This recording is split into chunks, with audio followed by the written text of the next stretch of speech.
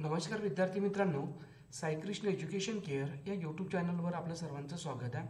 आजच्या व्हिडिओमध्ये जिल्हा न्यायालय भरती 2024मध्ये जी होत आहे यासाठी आपण बघितलं तर न्यू ट्रेडिंग अशा टॉपिकवर आपण प्रश्नपत्रिका घेत आहोत. न्यू टॉपिकवर म्हणजे काय तर त्यामध्ये बघा आपल्याला जे पण TCS आणि IBPS कंपनीने 2023पर्यंत आपल्या महाराष्ट्रात ज्या पण परीक्षा घेतलेल्या आहे यामध्ये त्यांनी कोणत्या टॉपिकवर जास्त भर दिला अशाच टॉपिकवरची ही प्रश्नपत्रिका असणार. त्यासाठी तुम्ही व्हिडिओला शेवटपर्यंत बघा. त्याचबरोबर तुम्हाला प्रश्न चांगले वाटले तर आपल्या व्हिडिओला लाईकसुद्धा करसाल. पहिला प्रश्न आहे, काळजीपूर्वक लक्षात घेऊ की कागद नृत्य रिकामी जागा संबंधित आहे. त्याचं उत्तर येते बौद्धाशी. आणि हा प्रश्न बघितला तर प्राचीन इतिहास या विषयावरचा हा प्रश्न आहे. आता कागद हा एक सण सुद्धा आहे आणि हा सण आपल्या भारताच्या उत्तरेकडे साजरा केला जातो. त्याचबरोबर हा जो सण आहे मोठ्या प्रमाणामध्ये सिक्कीम, लक्षात राहू द्यायचा, सिक्कीम या राज्यामध्ये हा साजरा केला जातो. हा सण आहे आणि नृत्य प्रकार सुद्धा आहे. हे कोणाशी संबंधित आहे तर बौद्धाशी. ही पण एक गोष्ट लक्षात ठेवा. पुढचा प्रश्न आहे, काळजीपूर्वक लक्ष द्या. सिन्नर संग्रहालय हे महाराष्ट्रातील कोणत्या जिल्ह्यात आहे? प्रश्न समजून घेऊ. सिन्नर हे जे संग्रहालय आहे हे महाराष्ट्रातील कोणत्या जिल्ह्यात आहे? त्याचं उत्तर येते बघितलं तर नाशिक. या संग्रहालयामध्ये बघितलं तर जे गारगोटी असते मुलांनो, हे गारगोटीचं संग्रहालय आहे. गारगोटीचं संग्रहालय आहे. त्याचबरोबर मुलांनो बघितलं तर हिरे, जो हिरे बनवण्यासाठी जो असतो मुलांनो दगड असतो किंवा काय म्हणतो जे कापलेले दगड असते किंवा हिरे याच्यासाठी सुद्धा मुलांनो हे संग्रहालय प्रसिद्ध आहे. आणि नाशिक म्हटलं तर महाराष्ट्रातली प्रमुख नदी कोणची? गोदावरी याचं उगमस्थान आहे. लक्षात राहू द्या. पुढचा प्रश्न आहे, खालीलपैकी कोणता हिमालय करेवा निर्मितीसाठी प्रसिद्ध आहे? लक्ष राहू दे. सांग, हिमालय करेवासाठी निर्मितीसाठी काय प्रसिद्ध आहे असा आपल्याला प्रश्न विचारलेला आहे. त्याकडे थोडंसं काळजीपूर्वक लक्ष द्या म्हणजे प्रश्न चुकणार नाही. हे बघितलं तर कोणता? काश्मीर हिमालय. कोणता हिमालय? काश्मीर. आता तुम्ही बघितलं मुलांनो तर आपल्या हिमालयाचे प्रकार पडतात. जो पश्चिमेकडचा याला म्हणतो आपण जम्मू आणि काश्मीरचा हिमालय किंवा काश्मीर हिमालय. याला बघितलं तर मध्य हिमालय. त्याचबरोबर याला म्हणतो आपण नेपाळ. आणि हा पूर्वेकडचा कोणचा? अरुणाचल प्रदेशपर्यंतचा. ही पण लक्षात राहू द्या. इथं जी काय म्हणतो मुलांना बघितलं तर काश्मीरी मृदा आपल्याला दिसून येते. हे पण लक्षात राहू द्या. काश्मीरी मृदा. पुढचा प्रश्न आहे, खालीलपैकी कोणत्या सातवाहक राजाने गाथा सप्तशक्ती ही प्रसिद्ध काव्य रचना केली? प्रश्न समजून घेऊ. कोणत्या सातवाहक राजाने गाथा सप्तशक्ती ही प्रसिद्ध काव्य रचना केली? त्याचं उत्तर इथे बघितलं तर कोणचा? हाल. आता बघा जो हाल होता यांनी बघितलं तर राज्याश्रय घेतला होता. बरोबर आहे, राज्याश्रय दिला होता या भाषेला. हे पण महत्त्वाचं आहे.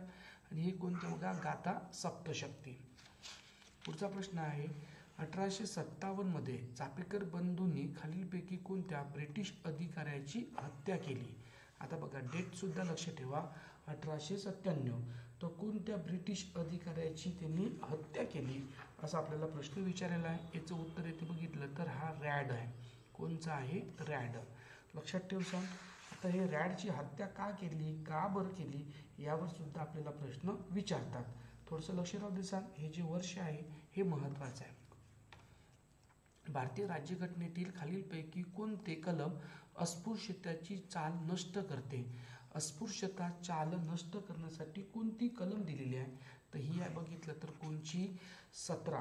त्याचबरोबर लक्षात ठेव सांग, जी काय म्हणतो कलम क्रमांक जी 16 आहे हे बघितलं तर जे सार्वजनिक रोजगारामध्ये समान संधीसाठी दिलेली आहे.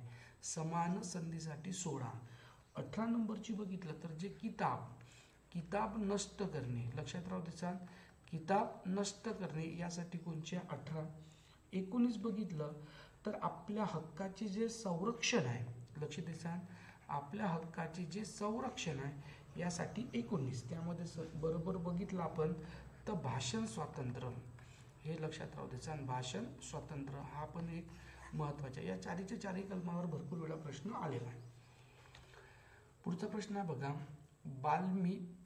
तजमिली इजिमा नावाने ओळखली जाणारी जगातील एकमेव सर्वात मोठी धर्मसभा कोणत्या राज्यात आयोजित केली गेली? बघा जगातली सर्वात मोठी धर्मसभा हे कोणत्या राज्यात आयोजित करण्यात आली? त्याचं उत्तर इथे बघितलं तर मध्य प्रदेशमध्ये. लक्षात राहू देऊ, कोणते? मध्य प्रदेश. मध्य प्रदेशाला एकूण 8 जिल्ह्याच्या सीमा लागलेल्या आपल्या महाराष्ट्रातली, आणि सर्वात जास्त मध्य प्रदेशला. लक्ष ठेवायचं. पुढचा प्रश्न आहे बघा, मुघलांनी निजामशहाच्या राज्याची राजधानी असलेल्या अहमदनगरवर इसवी सन आक्रमण केले. म्हणजे मुघलांनी जे निजाम होता याच्या राज्याची जी राजधानी होती यावर कोणत्या वर्षी आक्रमण केले? बघा प्रश्न मुलांनो, प्राचीन इतिहासातला प्रश्न आहे. याचं उत्तर इथे बघितलं, मध्ययुगीन युगात इतिहासाचा प्रश्न आहे. याचं उत्तर इथे बघितलं तर 1595. म्हणजे बघा मुघलांनी कधी, तर 1595. पुढचा प्रश्न आहे, जलजीवन मोहिमेनुसार मध्य सरकारने ग्रामीण भागातील सर्व कुटुंबांना घरगुती नळ जोडणीद्वारा सुरक्षित आणि पुरेशी पिण्याचे पाणी उपलब्ध करून देण्याची कल्पना केली आहे. कधीपर्यंत? म्हणजे याचं उद्दिष्ट कधीपर्यंत आहे? तर हे 2024 पर्यंत होतं. त्यासाठी बघितलं तर अमृत योजना सुद्धा सुरू केलेली आहे. हा पण प्रश्न महत्त्वाचा आहे. पुढचा प्रश्न आहे, खालीलपैकी कोणते विधान बरोबर आहे? बघा, लोकसंख्याशास्त्रीय लाभांश म्हणजे काय?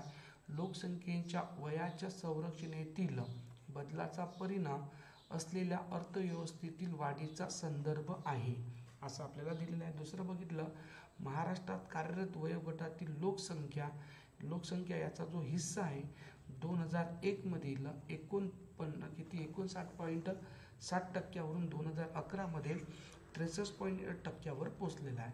म्हणजे जे काय म्हणतो, कार्यरत वयोगटा म्हणजे काम करणारी जी लोकसंख्या आहे याच्यामध्ये वाढ झालेली आहे असं आपल्याला म्हटलेलं आहे. याचं उत्तर इथे बघितलं तर दोन्ही पण बरोबर. हे लक्षात ठेवायचं, दोन्ही पण बरोबर. पुढे बघितलं तर 1857च्या स्वातंत्र्य लढ्यात भाग घेणारे सुरगणा हे महाराष्ट्रातील खालीलपैकी कोणत्या जिल्ह्यातील होते? सुरगणा हे महाराष्ट्रातील कोणत्या जिल्ह्यातील होते असा आपल्याला प्रश्न विचारला. हे आहे बघितलं तर नाशिक. त्याचबरोबर लक्षात ठेवायचं, एक यावर सुद्धा आपल्याला प्रश्न विचारते. अहमदनगरवर आलेला आहे बलवंत, काय म्हणतो, अहमदनगरवर भागोजी नाईक. लक्षात राहू दे, भागोजी नाईक हे बघितलं तर अहमदनगर. पुढचा प्रश्न बघा, महत्त्वाचा आहे.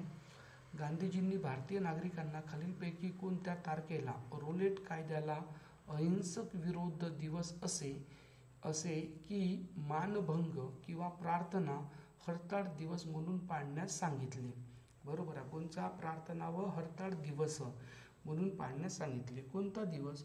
ते हे उत्तर बघितलं 6 एप्रिल 1919 रोजी. 6 एप्रिल 1919 रोजी. हा पण थोडंसं लक्षात राहू दे सांग. त्यानंतर बघा, भारतातील 2011च्या लोकसंख्येच्या जनगणनेनुसार महाराष्ट्रात कोणत्या जिल्ह्यात लिंग गुणोत्तर सर्वाधिक आहे? कोणत्या जिल्ह्यात सर्वाधिक लिंग गुणोत्तर आहे? तर हे आहे बघितलं तर रत्नागिरीमध्ये. रत्नागिरीमध्ये किती आहे? तर 1136. त्याचबरोबर लक्ष द्या, सर्वात कमी कुठे आहे? तर बघितलं तर मुंबई शहर. मुंबई शहरमध्ये किती? तर 832. भारतातील 2011च्या लोकसंख्येच्या जनगणनेनुसार महाराष्ट्राच्या नाशिक विभागाच्या एकूण लोकसंख्येच्या तुलनेत आदिवासी लोकसंख्येची टक्केवारी किती आहे? बघा, एकूण लोकसंख्येच्या तुलनेत आदिवासी लोकसंख्येची टक्केवारी किती आहे असा आपल्याला प्रश्न विचारलेला आहे. त्याचं उत्तर इथे बघितलं तर 23.33.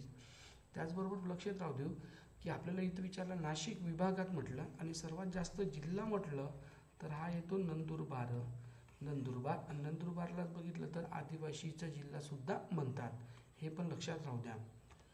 पुढचा प्रश्न आहे, सन 1840 मध्ये भारतातील खालीलपैकी कोणत्या शहरात परमहंस मंडळीची स्थापना झाली? म्हणजे परमहंस सभा महाराष्ट्रातील कोणत्या जिल्ह्यात स्थापन झाली?